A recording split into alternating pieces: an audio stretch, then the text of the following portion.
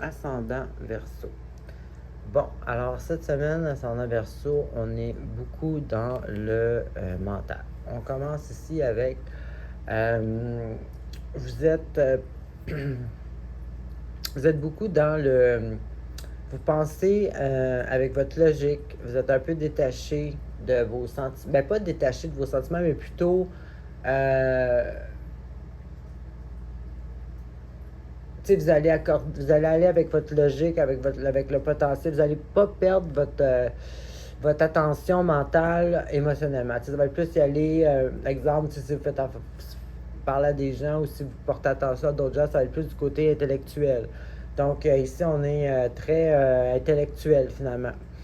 On a peut-être aussi que ici, j'ai l'impression que c'est quelqu'un qui est un peu, il peut paraître antisociable parce que justement, il y a beaucoup d'énergie dans sa tête. Donc peut-être vous avez un petit, une, petite, une petite vague d'énergie créative ou inventive.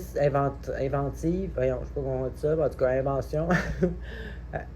Donc vous êtes beaucoup dans votre tête, à essayer de se dire, bon, comment est-ce que je pourrais organiser mes affaires pour obtenir mon objectif, quelle étape logique sera à faire. Tu sais, vous êtes beaucoup plus, l'énergie est beaucoup plus concentrée sur tout ce qui est créatif, tout ce qui est logique que autre. Ensuite, ici, il y a un petit shadow work. Bon, ça, c'est un tarot qui s'appelle The Moon Child. Donc, c'est un tarot qui a les cartes que tout le tarot a normalement, mais il y a aussi quelques cartes que l'artiste a faites de plus dans son tarot. Et puis, celui-là, c'en est un. Alors, ici, on a Shadow Work. Et puis, donc, travailler son ombre, son côté d'ombre, avec la carte de ça peut être soit une perte financière, soit c'est une perte financière, mais je veux dire, ça peut être de différentes façons. Tu sais, ça peut être un bill qui s'arrive que vous attendiez pas. Ça peut être perte d'emploi. Ça peut être simplement miser sur quelque chose. Ça peut être plein de choses.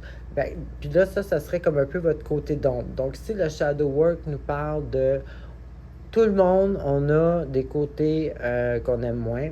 Des fois, c'est des réactions qu'on réalise un jour avec notre évolution spirituelle, surtout s'il y a beaucoup d'énergie mentale, qu'on réagit à cause des blessures qu'on a eues. Tu sais, on a toutes des sortes de blessures. Des fois, on a des défauts ou des blocages ou des